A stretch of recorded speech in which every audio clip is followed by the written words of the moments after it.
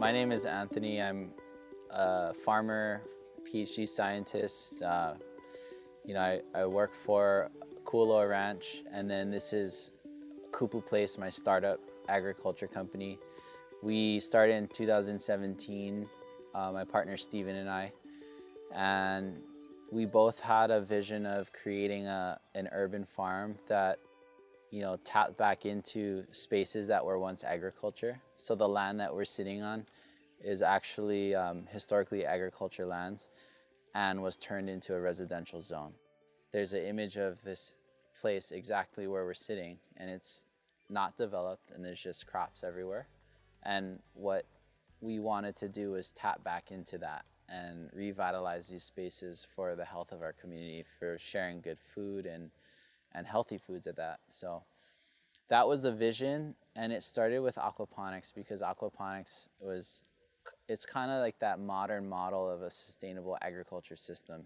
And my background is in aquaculture, so my cousin had to train me, being trained in horticulture and landscape. He was coaching me how to farm plants, and then in the same system I was coaching him how to farm fish. And what's neat about that is together we were able to figure out a system that neither of us were producing in before that time. And I think it's safe to say that we're pretty advanced in this world now, only a few years later. And we still have a ton more to learn, ton more to apply. So that's the exciting thing about agriculture. And I think for my partner and I, in this company, we're going to continue to try to strive to be at that forefront of using technology and growing sustainably with technology. And sustainability is in part, looking at your labor, which is huge in today's agriculture world. Looking at your resources, whether it's the media you're using or a harvesting tool you're using, or it's your greenhouse. And then also looking at sustainability of just the overall business and kind of like that mission. Is what you're doing sustainable from a sense that will the community get behind it? So I think the 3-tier of, are the people happy? Are you functioning well? And is the vision that you currently have for the business something that everyone can get behind? So keeping that in mind, I think Kupu Place will be always hopefully at the forefront of agriculture in Hawaii. And with the current state of affairs with the pandemic, I think even more so, this type of agriculture has become popularized. Now, we weren't trying to do something that was popularized or popular. We were doing something that we thought could be very productive in a small space. Again, touching back on this being like a really small backyard urban farm, we have 1/64 of an acre here, and we produce more lettuce and microgreens than I could on the entire ranch that I work on out, So what's nice about that is, again, the productivity of the model, I think, speaks for itself, and it motivates us every day. Okay, so we're standing in front of, our 3-tiered outdoor microgreen system. We're growing everything in our 10 by 20 flats from bootstrap farmers. And we picked white, figured why not go with white? You can see it, and maybe it won't, attract so much heat. The top, we put our sun-loving stuff. So starting with sunflower, we have a couple of mustards in here, and I believe some pea tendrils. And then down below, we kind of consider how much sun is hitting our crops. So, the lower we go, the less light there is. So you can see a succession of, a first week cilantro and then a second week cilantro. And basically we're harvesting that tomorrow. So it looks really nice. You got our full, first true leaf coming out. And cilantro is a really popular one, especially in the summer. In Hawaii, cilantro production is a little bit lower in the summertime, and it's a little bit hot, and producers have a hard time fighting the heat, so they slow down on planting cilantro. And that's really what we noticed in terms of the market demand for cilantro. It's picked up quite a bit as we transition into summer. And then it kind of like backs off a little bit going into fall again. So considering all of that, you know, we move trays up and then out within a few weeks, and everything's on that rotation. You know, Hawaii is a cool climate to be in because we can grow year round where we don't need to regulate temperature as much. We can actually grow in temperatures in Hawaii year round, but the heat is really associated with the temperature is the heat that we have to be careful of and mindful of. And so we have about a 30% shade cloth on top of our greenhouse structure here. We built it all out from the ground using wood and PVC panels. So in Hawaii, it's important to design your structures to the specific space.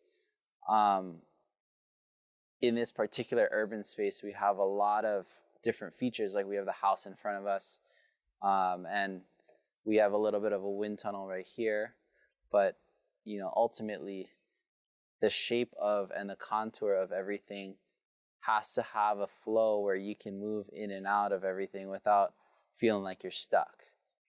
And I think that's important with an urban farm, that, you know, you're considerate of every space from the ground up, especially if you're going vertical, and you want to use it to your advantage. So we felt like we could fit 3 tiers here. Maybe you could have fit a tier below, but for us, there's pest issues. So we have to consider, okay, we have little rodents. So, you know, we have on the posts, on the feet, we have metal sheeting. And then we have to consider we have birds outdoors. So we have bird netting. And, you know, all these things that maybe the beginning farmer might not consider are super critical to microgreens, because one, you have restaurants that you're primarily working with, and these restaurants require you to have really good food safety, and they expect it, especially out of an urban farm where you're not even farming in soil. They're like automatically thinking, wow, this is food safe stuff. But they don't know that, you know, a lot of these urban farms, if they are outdoors, still have the same pest pressures as, you know, an in-ground farm. So that's an interesting thing that we've had to learn and kind of, again, build our system accordingly and our growth structure accordingly. We, again, 30% shade. We try not to overshade. Having, to our advantage, different light intensities and temperatures and wind airflow and whatnot, you know, because you know, a juvenile plant, a real small sprout might not want all that wind. It might not want all that light. So we use that to our advantage again. Whereas like if you were to have such a stable, consistent environment that is widespread throughout your entire grow area, you might have to manipulate that environment and change it to be better. Yeah, so, you know, underneath here we have our pea tendrils that are stacked, and we like to use the stacking approach. You know, so you can take the stacking approach to a lot of different crops, a lot of different varietals of microgreens. With the stacked approach, it allows you to condense everything as far as the use of space. Again, urban farming it's critical to use every square inch of your property as opposed to square footage really wisely. And so for us, it's how do we maximize this space in all dimensions? This is a great example of, you know, maximizing that space. We only have 3 stacks here, but we could probably have fit another 5 stacks all the way across. So as far as germination, again, talking about the variables, covered material, so no rain. We have a little bit of shade cloth here, so reduced light. And the idea is to get just an even temperature, a stable temperature throughout. And so when we achieve that, I think we can germinate anything year round in Hawaii. And we don't need to use heating mats. We don't need to use anything else. Like I said, temperatures, you can grow in it in Hawaii year round. So that's pretty nice. Yeah, so, touching back on growing in Hawaii, even within the larger context of Hawaii, and then working our way into our greenhouse, there's going to be different zones still within the greenhouse, where out here, this portion of this particular greenhouse is going to be a little bit more exposed because it's farther away from the home, and there's nothing as far as buildings on this side of the property. So as far as wind flow, it all channels through here. Sun sets on this side of the bench, so we get a lot of sun in the afternoon, and therefore, again, a lot of the stuff on this side is sun-loving types of microgreens and things that can handle the heat, things that have a nice canopy, so they buffer against loss of moisture during the warm time of the day. But green onions, micro chervil, micro shiso. In Hawaii, a lot of the Asian varieties are really popular, so we like to plant a lot of those. We have chrysanthemum up here, and we probably do more than 35 varieties at any given week, and we have 3 different mixes that we do. So we have our Kupu mix, which is kind of our standard brassica mix. We do all our mustard greens together. And then we have our chop suey mix, which is kind of like, I would say, our most popular mix. I don't think anything like it is on the market in the whole US or maybe in the world. It's got a special formula. I'm not going to tell you everything in it, but it's got all the Asian varieties and a couple of different things to make your palate go crazy. And then we have sunshine mix, which we throw edible flowers on it. So the sunshine mix is a real citrusy mix. It's got like tangerine, lemon, orangey type of flavors in it, which is really cool. And I think for me, that's like the most fun part of growing microgreens is you get to have so much fun with, tossing all the microgreens together and coming up with something that tastes really good, looks really good, and ultimately gets people fired up to eat it. So yeah, we have, again, a mixed bag of microgreens, and it also is fun to grow because you get to try all different varieties in a single greenhouse, instead of, being out in the sun and doing one long row crop of something. We have, probably over a dozen varieties just on this grow rack. So yeah, really fun stuff. Talking about utilizing our space really well. This structure was designed to accommodate some storage of items like clamshells or salad spinners, anything that, might need to stay up high so we don't hit our heads on anything. And these tools that you use, again, should also be in a place where you can grab them right away when you need them. You know where to find them.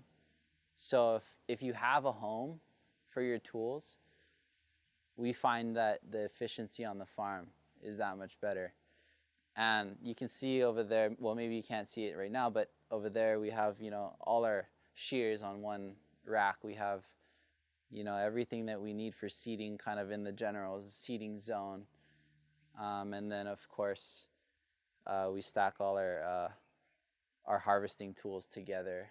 We have a nice harvester that mounts onto a bench. And so, again, tying it all into not just efficiency while you're working, but efficiency as far as total productivity on the farm.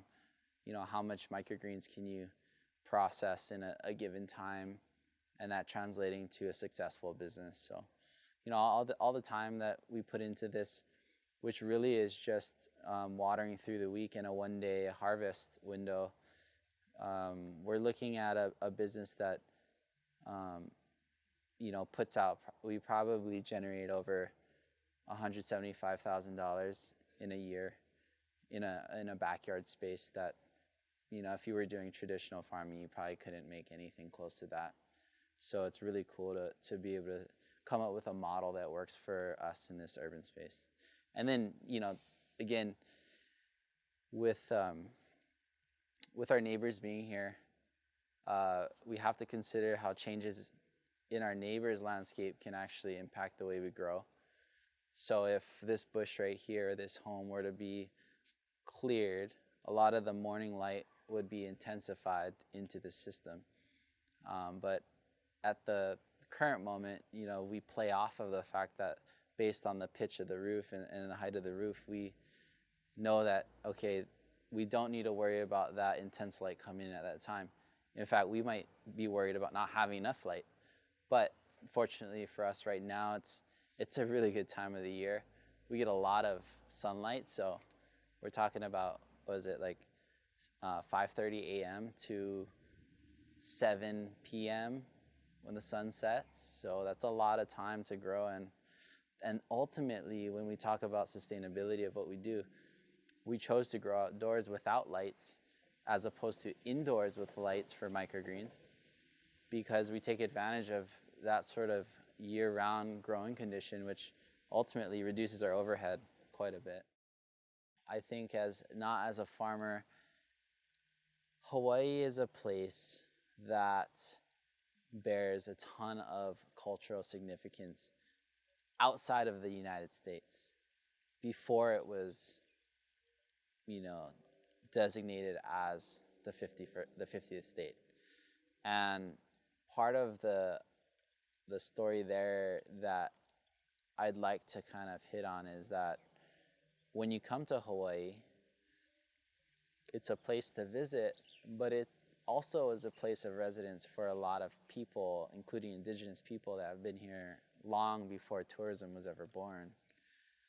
And again, when you are in an island that's so remote and everybody is practicing things to be sustainable, not farming, just be sustainable because you're so remote.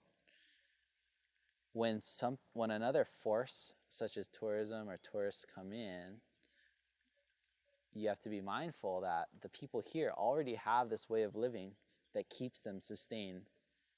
And so when they're rocked by another force that tells them to do it this way or be this way, or you should think of this trend, it's important to remember that component of it when you see their responses.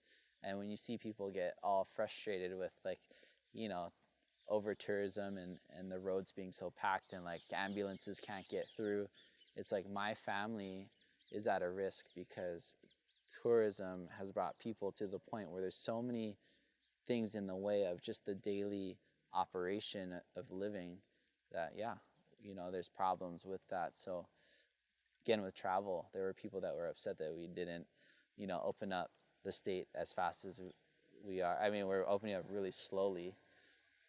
Yes, it's safe to travel here, but it's safe for a reason, right? Like we created a safe space.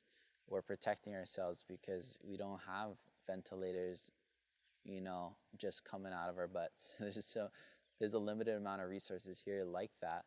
So once you influence and rock that system in a negative way, then it becomes unbalanced, then we really hit issues fast, a lot faster than the mainland would. Granted, we're in a place where, it's super safe. We're not wearing masks right now, so that's amazing. And I feel like, I just came back from a trip from California and New York, and those places are still kind of, they're not in a state where they can relax. Whereas in Hawaii, we pretty much all are relaxed about COVID. We have our restrictions for a reason, but we're relaxed. So that's a cool thing about Hawaii. Yeah, so another interesting, thing about Hawaii, I would say that this is true for a lot of the ethnic background of people that are here. So Asians, Polynesians, a lot of the demographic that populates Oahu and Hawaii are family oriented. So we're looking at, multi-generational passing of people through the same home, and taking on family businesses, such as Kupu Place is a good example of, like, shoot, if someone's living here and we still have the farm going, they're gonna maybe take it on, whether it's our kids or something else. But it goes beyond just the business. It's more, again, for the family dynamics. And in this home, my grandma lives here, my auntie lives here, and my business partner and myself grew up here. And we grew up as a tight-knit family. So this is a version of a family farm, but again, to answer it not as a farmer, it's every family here in Hawaii that's been here for more than a couple generations is, for the most part, just so family oriented, to the point where, like, nobody wants to get off the rock. It's comfortable here. We can surf every day. We can hike every day. We can be outside every day. Like, the living is pretty easy if you take away the work. It's really nice to be here. So yeah, as somebody who's visiting or doesn't know about Hawaii, it's both a place to visit but a place to reside, and it hits home for, again, in a state of a pandemic, and then also for those that are family oriented. Like, it's all kind of the same equation. Yeah, so this is our prep station, washing station. For food safety, we do have a separate hand washing station inside, but out here is all washing for our products and our tools and everything. And so we use this table for quite a bit of stuff. It's really nice to have a flat bench. We can put our microgreen harvester, which is over there, so we can actually bench mount it. And essentially, we're using the tray to harvest. So, say this is one of our trays here. We're sliding it through, catching it, popping it into a cooler. And that whole process is done right here, where we try to move the least amount of distance that we can. Again, efficiency is important for us. And getting the microgreens into the cooler, into cold water, is, the way that we preserve the shelf life of our product. So our product will last up to 3 weeks in its clamshell, which is an amazing thing for those that have ever experienced buying microgreens. You don't really see that unless you're buying direct from the farms. But even at that, handling is such a critical part of the shelf life. So we use a little step ladder. This is our handy step ladder, lightweight, you can move it around, helps us to water all the microgreens, hand soaps, even some of our organic neem oil for our aquaponics.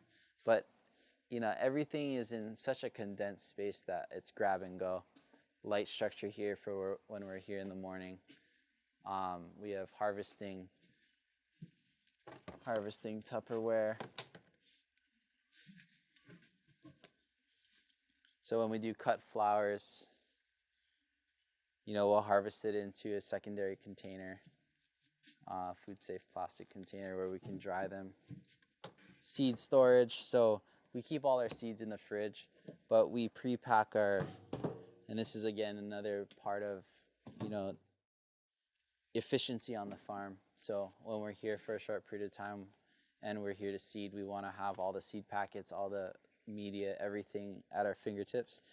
We just use a simple plastic bag with pre-weighed out seeds for every variety. We throw them in here. We throw this in the fridge, take it out, and then use it. So we had just done seeding, so that's why this whole thing is empty. And then, we'll set this up for the next week, put it back in the fridge. Clipboard for data recording, bowls, again, for processing, harvesting. All right, so yeah, one of the visions for our farm is sustainability. We have different components on the farm that makes us maybe a little bit more sustainable or greener than some of our competitors. But yeah, just deep down, we wanted to have a low impact farm. So for our aquaponics system, you know, features like a solar panel, roofing is important to have. But for our microgreens, we're trying to, you know, reduce our impact and our use of things like peat moss and whatnot. So one way to do that is to regenerate the quality of this soil mix so that we can reuse it for something else. And we compost all of our spent media flats by throwing it in here and letting it break down over time. And what's cool about this, although it takes time and we probably use more media than what you see here in the amount of time it takes to actually break it down really well. What's cool is I've been successful in just breaking it down a little and then taking it out to my other farm and using that media for repotting tree starters and things like that. So more hardy plants can be potted with this reused media. But we've done it before where we let this sit for 6 months and it's broken down really well. So it's cool in theory, like not everything works perfectly when you set it up. We probably could use a composting bin that's maybe 10 times this size with how much microgreens we go through. But you know, the idea is there and we at least have a place to put this intermittent of taking it to say another composting site, which like I was saying, I use this compost for tree starters. So, you know, everything here hopefully has a life cycle that doesn't end here, you know, whether it's the media or, I don't know, any sort of byproduct that we can find from here that can be used elsewhere, we will. Even if it's building materials, if we have extra building materials, we'll take it from here, use it somewhere else. Yeah, so in this zone, we're growing a lot of mustards in this zone. So we have our red amaranth here, really nice red kingdom mustard green. We have our green mizuna, just a nice green version of that. Another one that does well is our kale. So kale, shoot, a lot of people like kale. I think it's familiar with them, but it grows really well and it has a lot of different colors in it. So yeah, we're into the kales, the tatsoi, another popular one. But all these get chopped up, put together in a mix and call it a day. We also have a lot of specialty herbs, so things like celery, parsley. In Hawaii, it trips people out that they can find a tender version of parsley or a tender version of like a leaf celery. So, you know, the average house buyer is gonna pick up these products and be a little bit perplexed by it at first. And it's fun to see their, you know, facial expression when they pick up the micro celery and then they use it and they're blown away because they're, you know, they're getting the flavors but without the textures, the same textures. Another really popular one is, you know, lemon balm. So, man, these, like, the Vietnamese people, a lot of the Asian people here love lemon balm, as well as, you know, folks that make drinks that might need citrus, but it's, you know, a lemon version of mint and it's beautiful. And here's some fennel. So again, different zone. This was actually the first multi-tiered zone that we built. And we built it in a horseshoe so that we can kind of stand in the center and reach everything. We have our germination rack below here. And these are uncovered 2 days ago. So after we harvest all of the ones on top, then these newly germinated trays will come up to the top. Again, working our way up. So same process. And we try to put all of the things that we grow up top germinated below so that we can just move it directly up, and we don't, we have our like zones again, even though we're in a greenhouse. This structure gets a little bit different wind than out there. In fact, there's not much wind. Essentially we're just protecting for rain and a little bit of afternoon sun, which comes in directly in this way. So a little bit different use of like a black shade cloth here that's, I believe, 40% light blocking. So a little bit more shading on the side where the direct light comes in. But, otherwise, a lot of our setups are similar in design.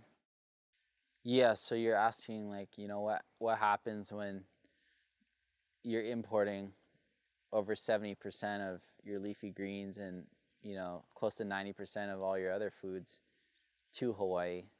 It's deemed the most remote set of islands, the most remote state in the US and probably in the world. And so what we face as farmers is we have to, again, sustainability is built into what we do because we have to be that much better than everyone else as far as every resource can't be wasted.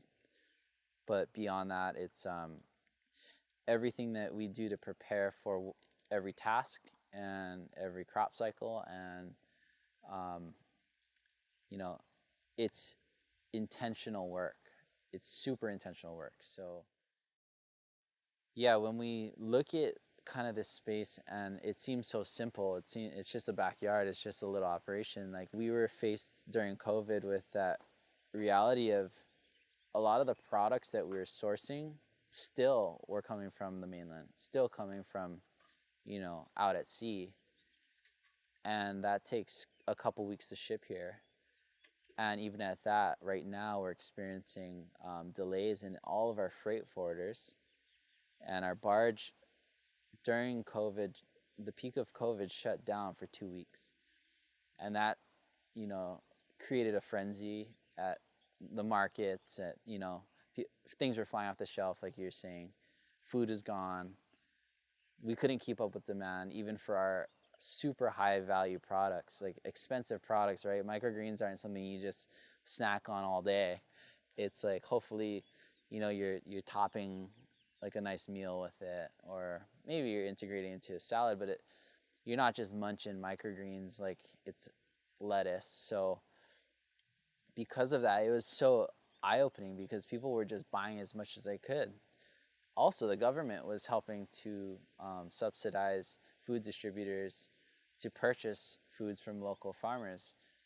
They didn't care what it was. It was important to get food into onto people's tables. And so we had a lot of food distribution of our sprouts, our more hardy stuff, to the home buyers through these government subsidized programs.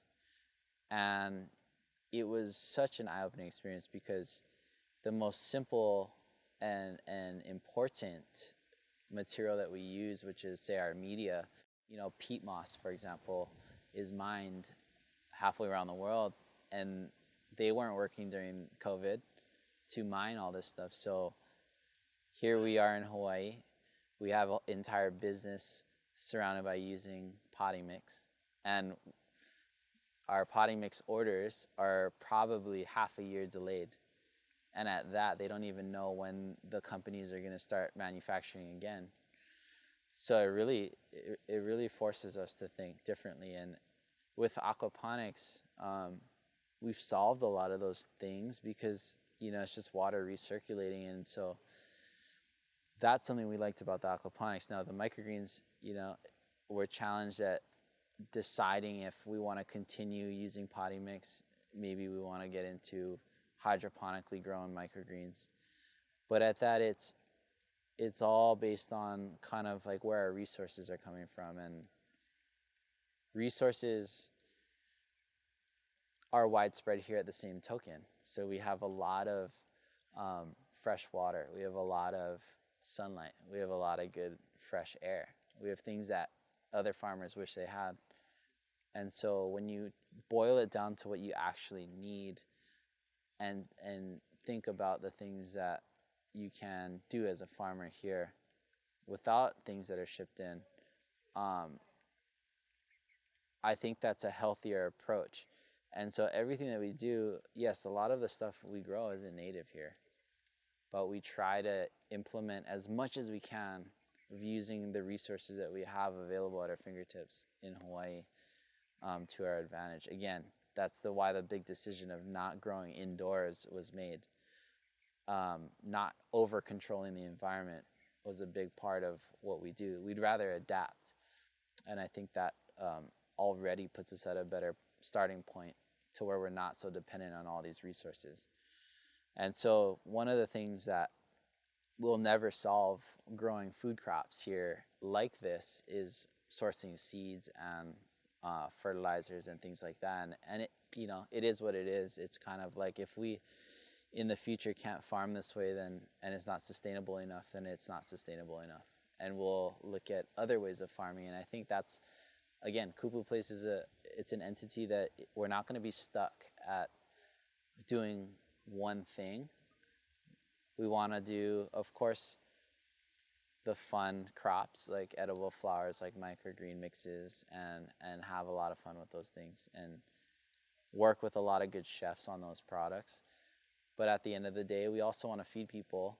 So food security is a huge issue in Hawaii. And, you know, outside of Kupu Place, we are growing in other places breadfruit, we are growing taro, we're growing banana, we're growing all the starches that sustain people. And so we do understand the significance of those crops as well. So we're not trying to get away from those things here. This is a very specialized type of farming, and we acknowledge that as part of our storyline.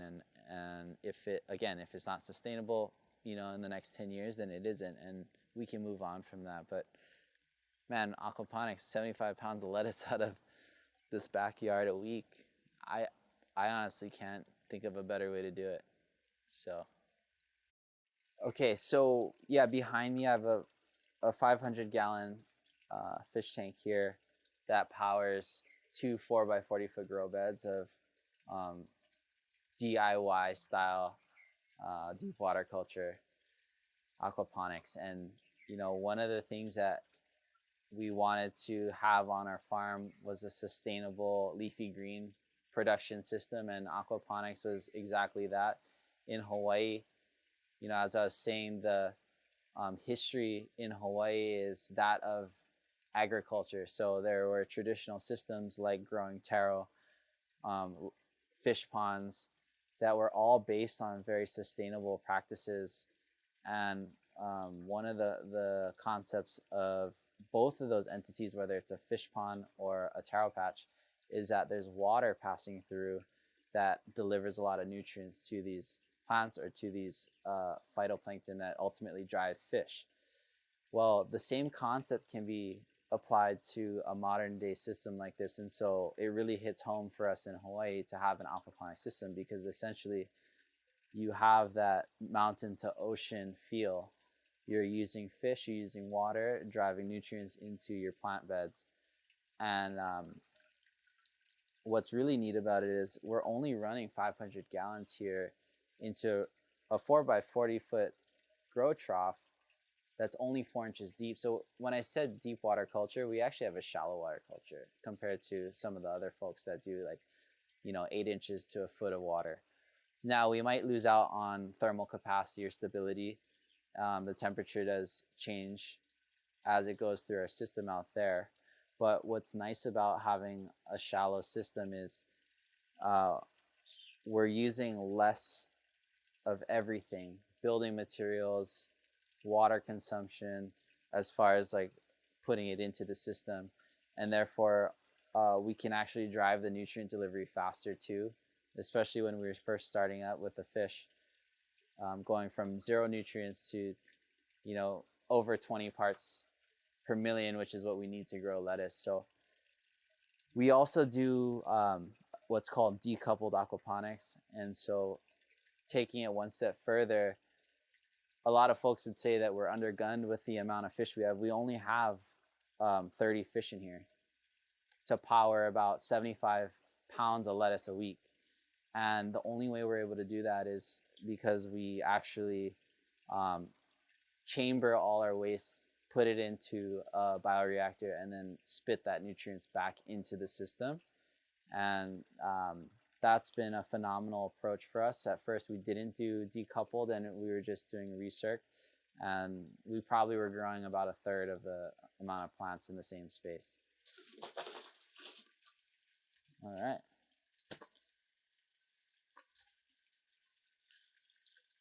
So this is a hybrid Nile and Mozambique tilapia. It was crossed by local researchers at the University of Hawaii. And we use a hybrid because Nile tilapia are really fast growing, some of the fastest growing tilapia. And with the Mozambique tilapia cross, you get saline tolerance. So if you were to be doing aquaponics with more of a marine type of plant, like say you wanted to do salicornia or something like that, you could with these fish. You can also just grow them in salt water if you wanted to, and the meat quality is a little bit better than grown in fresh water. So really, thank you. Really versatile fish to have in aquaponics. You know, a lot of as a small farm in Hawaii, I mean, even a middle-sized farm in Hawaii has to import virtually everything that they use, you know, going from pots and trays to fertilizers and seeds to, you know, packaging, and everything associated with being a farm and being a business, you know, incurs cost, and the cost is extremely high in Hawaii, and it's all due to shipping. So our remote location forces us to shipping, you know, by freight takes a couple weeks, but, you know, even air flown, it could get here in a couple days, but it's even more expensive. So you're looking at, you know, a set of your flats, say it costs us $1,000 to ship to within the continental US, 48 states, to the 50th state, you're gonna double that.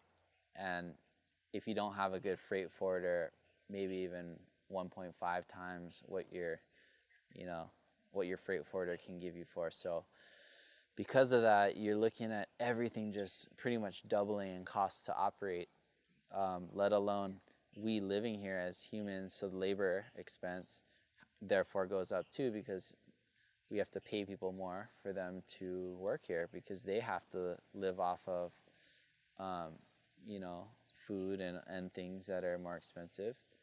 And so again, it's a positive loop where it just feeds into this more expensive model.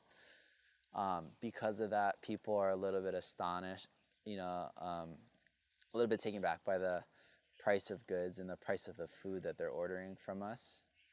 And I can say that confidently for most farmers in Hawaii, that we have a problem where a lot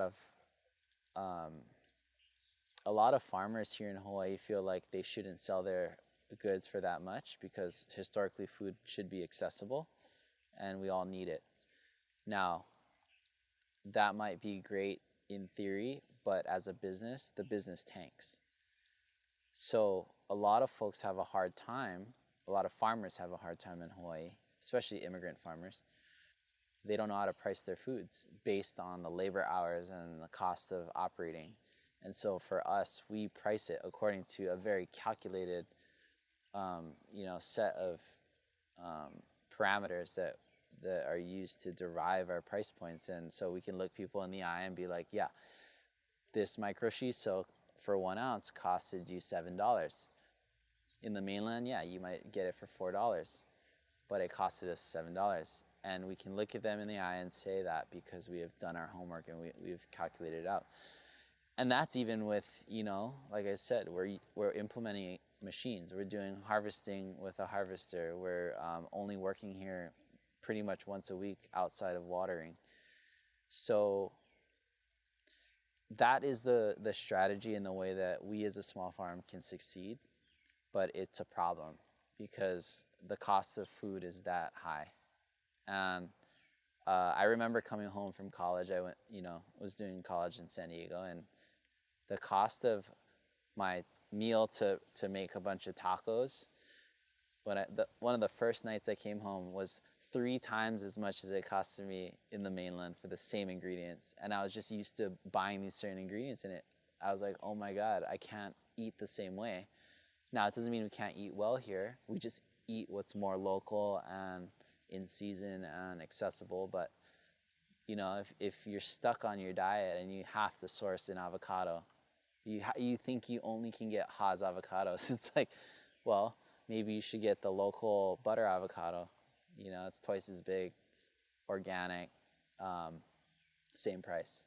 And then you still can make out. So that's the way I approach eating here. And I think that people can do the same. But yeah, it's a challenge for sure as a producer. Basically here, there's a nursery system for aquaponics.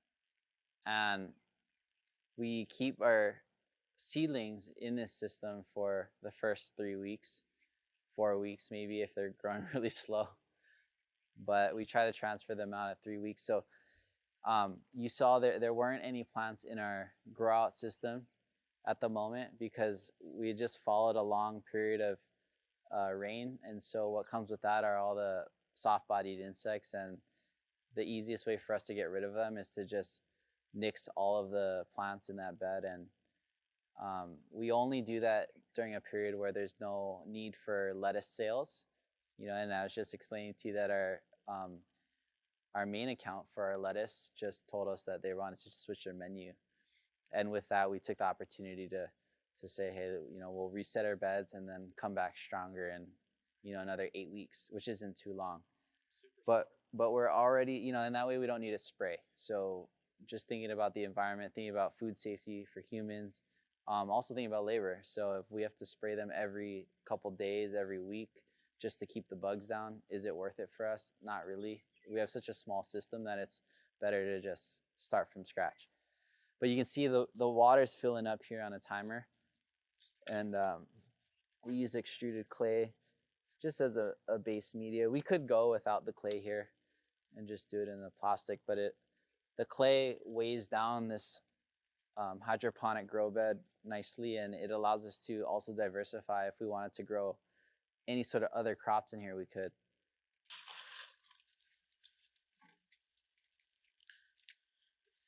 Yeah, so here's a good shot of our leafy green lettuce. And we use these, again, talking about sustainability, or at least like low impact farming.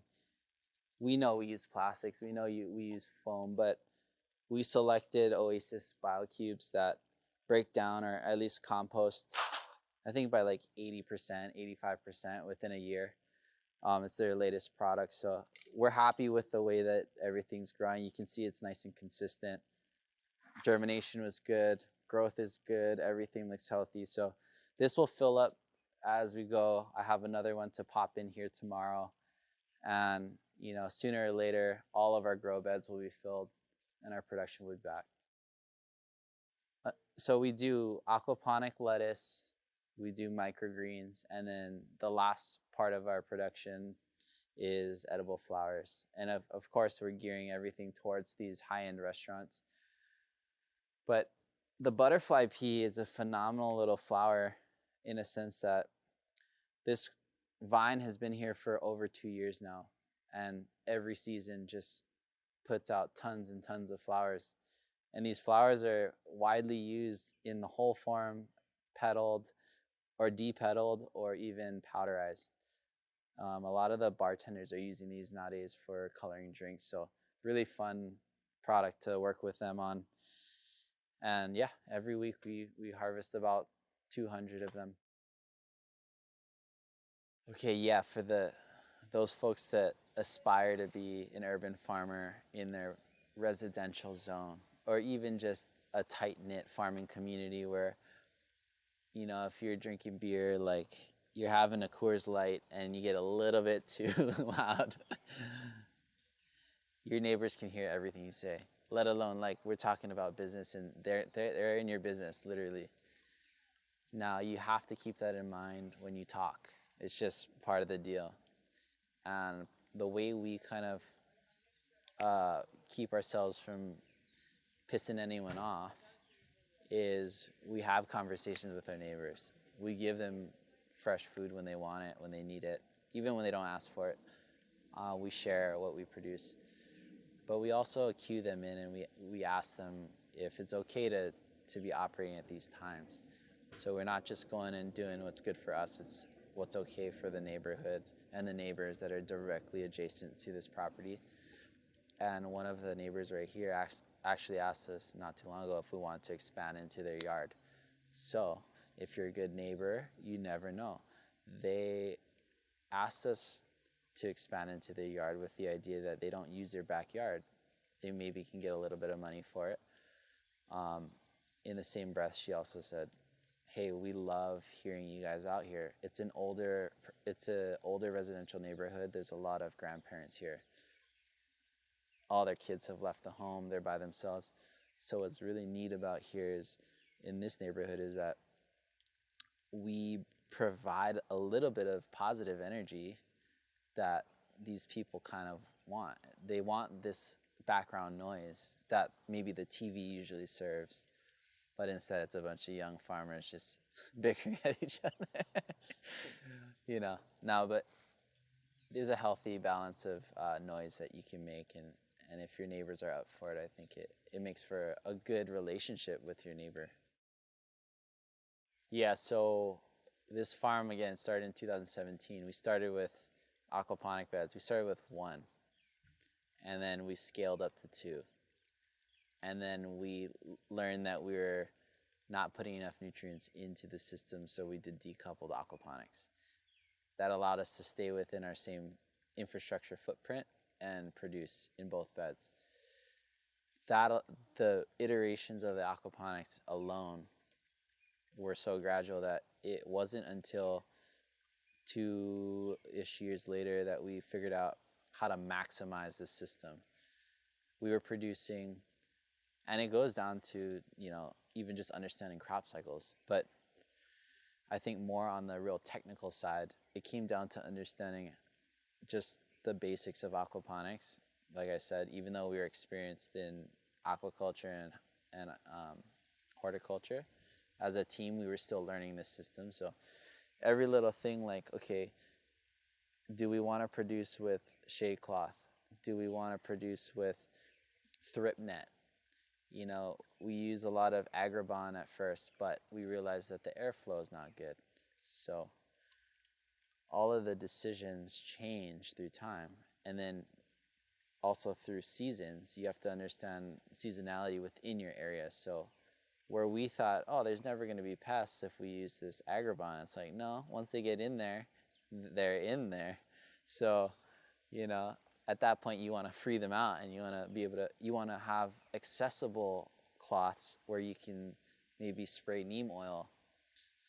So all of the decisions will change the iteration, or it'll take you to your next iteration in design, ultimately to the point where we are now, where, you know, basically we're looking at the most recent iteration that works for us in this environment 3.5 years later. And I really feel like it's in this year that our business model really started to take off, because we finally figured out the recipe that works for this yard. And now we took it from the aquaponics, and then we built out the first microgreen station, which was multi-tiered, and we figured out what's the spacing between those shelving do we need to allow natural light to come from the sides. Again, we're not supplying light directly above it. We're not supplying water directly above it. Nobody in Hawaii was growing microgreens like this. To this date, very few are, and very few can in the US, because, you know, like we're talking about, Hawaii has year-round growing conditions, other people cannot. So what's here is unique, like you're saying, and every little structure that we've put up really considers the microclimates that are in that particular zone. And adjusted for in our growing. Again, everything is intentional. Yeah, so right now we're looking at a business model that if we were to take really roundabout numbers from this year and copy and paste it to next year, we're virtually a $200,000 gross operation. We want to take this model and put it out onto a 1 to 2 acre multi-use farming platform. So for Hawaii, that's probably an agriculture 2 zone lot. It's difficult to get land in Hawaii, but at some point we will crack the code to be able to acquire land. And at that time, we want to expand and diversify again. This is a very niche type of farming method, and we want to, one, expand our aquaponics. We really enjoy doing that. There's a great need for lettuce year-round in Hawaii, and like I said, 70% of our vegetables are imported. So that's a huge part of our next step, but we also want to get into trees because we want to look at the longevity of producing. And we feel like producing starches on trees is like one of the most sustainable ways to grow food in Hawaii. And we can do it with indigenous crops that have been widely used by everybody who lives here, and they're familiar with those. So directly impacting, our vision is to directly impact the food system by having a mix of, fast growing crops, like really fun crops, to the more sustainable crops, and even fish, having a protein source on the farm. And again, as a small farm, you're making a small dent in food security, but you're impacting your direct community, which I think for any business is the goal. You want to start with impacting people that matter around you. And then if it expands to something bigger, 10 acres, 20 acres, maybe we have satellite farms everywhere and take over the world. Like, that's cool, but it has to start organically, and it has to start with the things that we've already proven that works. Yeah. So we're gonna take over the world.